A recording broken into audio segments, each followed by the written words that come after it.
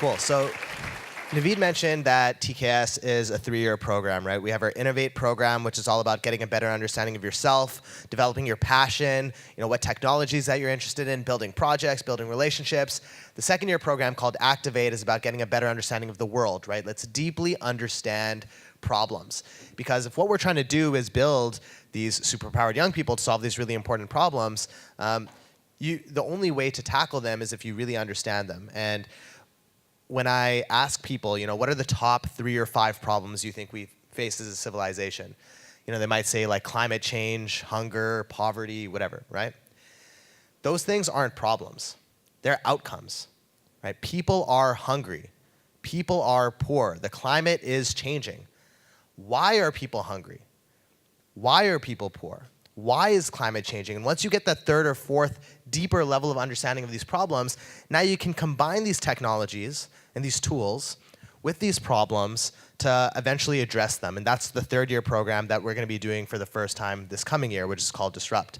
But at each stage, people are having their different journeys. And even in Innovate, a lot of the students have their own unique journey. And so I wanted to call up who is it? Nina, Zara, and Michael, Zara and Michael to come up on the Innovate panel to talk about their unique journeys. So you guys want to come up right now?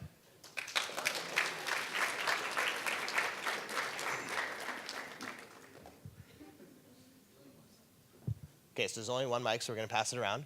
But the first question, or the first thing that I want you guys to do, I think, is just introduce yourselves and what you've been up to throughout your first year at TKS. All right, so I'll start. Hey guys, my name is Michael Trin. I am a 17-year-old first-year TKS student. I am also in grade 12. I'm graduating high school this year. So a couple of projects I've worked on. I have created, earlier this year, I created a hypothesis on slowing down aging, the functions of aging in a human skin cell. I also recently, I think about 1 month ago, I wrote up a hypothesis on slowing down bone loss in space environments. So just to give you some context, in space, astronauts lose bone mass at osteopenia levels every month. So what osteopenics lose every year, they lose every month. So I want to take a shot at that and get a little hypothesis going and talk to Chris Hadfield about that, which is pretty sick. Hi, my name is Nina Kara. I'm a 13-year-old human longevity researcher, and I've lately been working with senescent cells and their eradication. So just a big problem with senescent cells, which are zombie cells in our bodies that cause dementia, aging, Parkinson's, is that they're biomarkers and markers, which is basically how we can tell the cell is the cell, aren't specific to them, meaning that they're found in other cells, which isn't good. So what I've been working on recently is using artificial intelligence to tell find key features of senescent cells and what makes them different and how we can find targeted therapies and count the amount of senescent cells we have in our bodies. Hey, I'm Zara. I'm 16 years old in grade 10, and over the past few months, I've been focusing heavily on self-driving cars.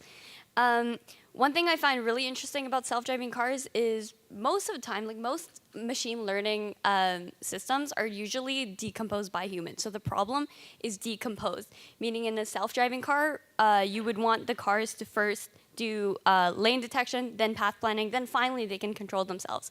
But then there's also this crazy thing called end-to-end learning that actually means you give the model a ton of data and it just figures out how to drive. It actually works better than humans decomposing the problem, which is pretty insane, and that's what I've been really interested in recently. Cool. So I'm just going to use this mic, and you guys can share. So Zara, let's start with you. What was your expectations of TKS coming into the program, and what was the experience actually like for you? So coming into the program, I was actually just kind of bored of school, which is why I applied, because I wanted a little bit more of a push. What I expected was I was actually stacking up like a ton of extracurriculars for this year so that I would have things to do with my time. I expected another extracurricular. Maybe I'd spend, I don't know, like 3 hours a week or something, just so that it would look cool in my university applications, on my resumes. What actually happened was I adopted TKS as a lifestyle. I did not expect that the TKS people would be my best friends. I was expecting more like nerds, like uncool nerds. But that's not what happened. Everyone here is so sick and really smart. what I also didn't know was just, what I also didn't expect was a whole breadth of knowledge. I thought that occasionally, like, Naveed and Nadeem would, like, lecture us on technologies. That's what I expected, but instead we just explored a lot of things, and majority of learning just comes through discussion. Like, I could probably, although I'm not an expert in quantum, I could probably discuss quantum with an expert, just because so many of my friends talk about it so much that I just kind of pick stuff up over time. So coming into TKS, I sort of expected another, program, or that I just came into on the weekends, didn't really do anything outside of school. But I mean, it would look good. But I just came. The reality of the situation was I came into such a supportive community. I learned so much about every technology, and I feel like I've grown so much as a person as a result of TKS. I came into TKS expecting to do cool projects. I wanted to learn about exponential technologies and really do something that looked really awesome. But I didn't expect any sort of mindset. I didn't expect my mindset and basically my motives of thinking to change. Sure enough, my literal mind, like how I perceive, my judgment and my thinking took a paradigm shift after TKS, where I started doing things that made sense logically. So I started thinking very logically when it came to not just problem solving in, like, say, a math or science or school context or even project context, but using problem solving techniques to emotional decisions and stuff like that. So I feel like I went under a paradigm, like I went through this paradigm shift of thinking to better my mindset, make myself a happier person. And ultimately, I think that's the goal for most of us, like so many people have said. So I really started focusing on living for value that would bring me, living for value, living for fulfillment, rather than just living for arbitrary success, whether that be a good mark, whether that be a sick project. And yeah, I feel like it's just been so cool. So how do you think it's prepared you, right, this 1 year of TKS that you've been in for whatever comes next for you? So one of the skills that you learn in TKS are so crucial, so invaluable. Like, these are the kind of skills that people want to learn when they buy like a $700 master course, and sometimes they get it, sometimes they don't. And so I guess one of the skills I'll dive into example is problem solving. So in school, I was never taught how to do effective problem solving. I just kind of looked at a problem, came up with whatever solution I had in my head, and just throw it at the problem. Hopefully it worked. But in the real world, things don't work that way. If you do that, you will very likely fail. So I think being able to fully understand how to break down problems fundamentally using a thing called first principles. This is the same mental model that Elon Musk uses, by the way. So being able to break things down to their fundamentals, objective fundamentals, and then realize that everything we have is kind of like a hypothesis as to what is reality. And this is kind of like a scientific way of looking at things. And being able to objectively break things down and understand problems, and then after getting as much data on problems, then getting our head around it, and then looking at solutions. Like, this entire problem-solving method was just so crucial for my development, both in when I was doing TKS challenges, like with Simple and Walmart, but also with the projects I'm working on with the bone loss decay, and also soon to be a project I'm working on with Sunnybrook Hospital later. Yeah, so I think one of the main skills that I've learned in TKS is learning how to learn. I've learned to, grasp value from anything I do. And I think that's such an important skill to have in life. Additionally, I feel like school teaches us how to learn about problems. We learn about a ton of problems, but we never really learn how to solve these problems, or how to, look at them from the perspective of technologies, or, solutions to these problems. So I think that was a big thing that I learned. Additionally, just learning about all these mindsets was so valuable, and it just made me look at life in a different way. I think that the best thing I've gotten from TKS so far has been an improved emotional independence. So my life before TKS was like, I have a school assignment, I'll spend 10 minutes working on that, and then 20 minutes on Instagram, and then 5 minutes on my school assignment, an hour on Instagram. It was not good. I had a bad social media addiction. But what social media really is, like, think about it, Instagram, Facebook, what it is some of the smartest people in the world get paid to keep you addicted.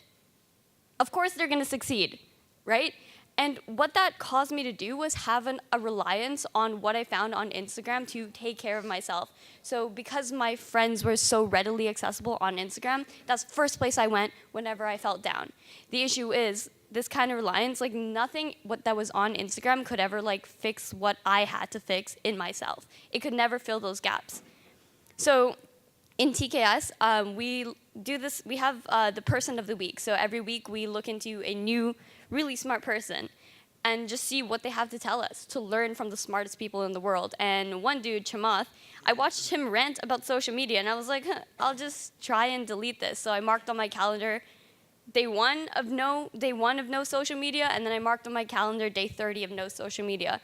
And during this month, I built my mental fortitude, and I stopped using social media. During this month, I also started meditating and taking cold showers. And it was all of these things that are heavily encouraged in TKS that built me as a person and my mental fortitude. So I think that now if there's anything that I want to accomplish, I can just kind of say, maybe I should do that, and then actually do it. Whereas before it was take a few hours on Instagram first, and then think about it like a little bit. Cool. So you all have your own individual journeys. Can you talk about what are some of your highlights been throughout TKS, whether it's been like these big conferences or like cool people you met, or even like micro moments that just completely changed the way you think about stuff? Yeah, so a couple of really cool things. One of the coolest things I've done, or most exciting things, was I spoke on an International Women's Day panel at WeWork.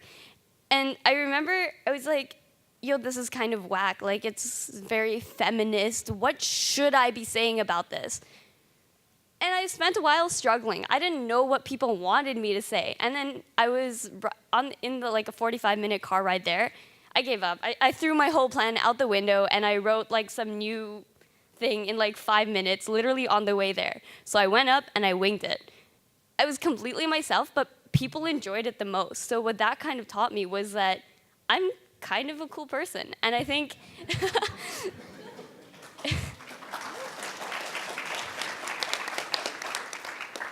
yeah, so I think that if I just want to be myself, I think that could get me places. If I'm trying to be my most authentic self, then maybe I can learn my biggest flaws as well and then improve upon those instead of feeling bad about it.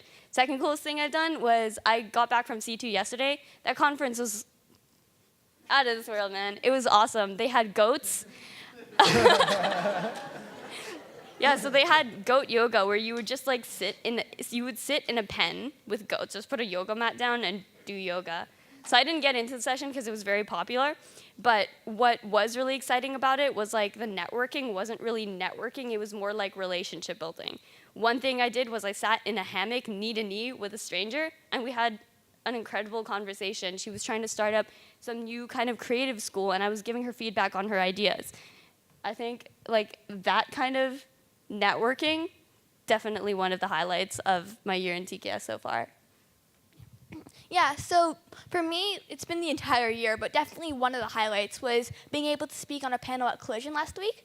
Oh, well, yeah, last week. It was absolutely amazing because near the end, one of my fellow panelists, after I finished talking about preventative medicine and senescent cells, he told my parents to stand up and started clapping for them, which is really nice. He was just such a welcoming panel. It was such a welcoming crowd. He was just such a nice person, and all my panelists were really nice. So that was amazing.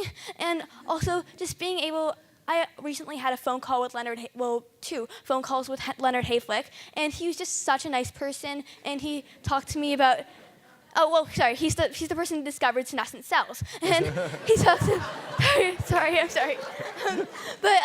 He was talking to me about his theories on aging and how it's not only biology, but it's also physics, and it's our loss of entropy over time. And it's the second law of thermodynamics, which was absolutely amazing.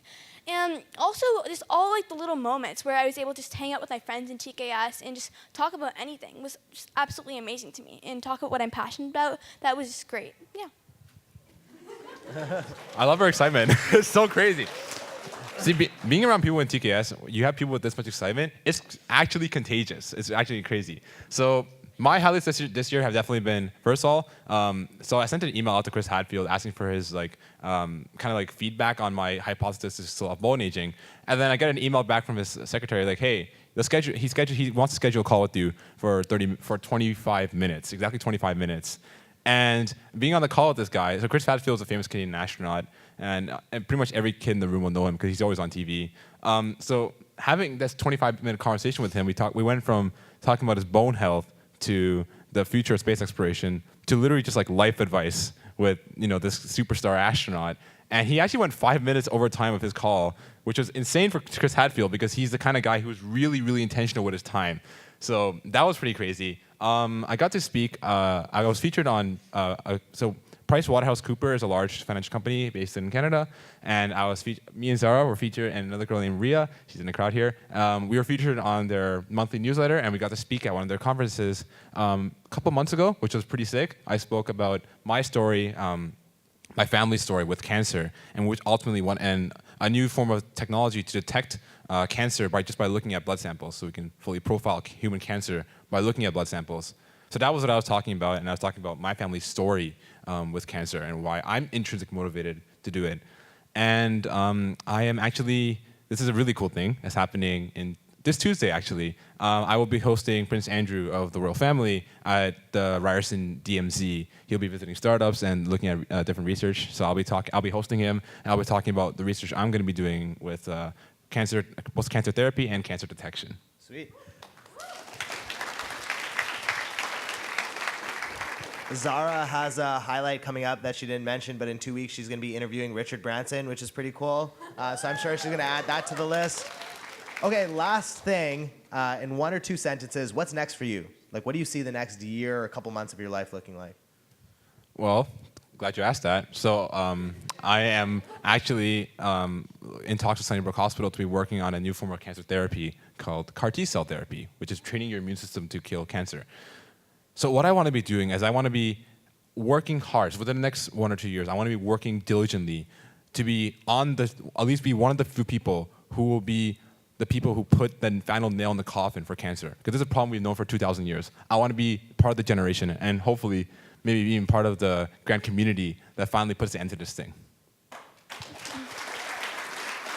Well, in the next, few months or a year, I definitely want to be able to eradicate all senescent cells.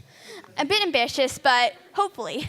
And also, I'll be interning at Hatch Coding to teach teenagers about AI and what we can do with AI. So I'm really excited for that. So, one of my ultimate goals is to be like an alt polymath. So if anyone asks me a question about anything, I want to be able to answer it. So what I'm doing about that, in the next little while, I'm gonna go hella deep into AI just because I'm interning at CIBC Live Labs. So I want to be able to add as much value as possible over there. And then in the next few years, I'm gonna just spam technologies, I guess. I'm thinking I should go into something more science-based as well, since I've been doing like more coding recently, and that's something I haven't touched on yet. Cool. And Richard Branson, so that's what's next. Yeah. Thanks, guys.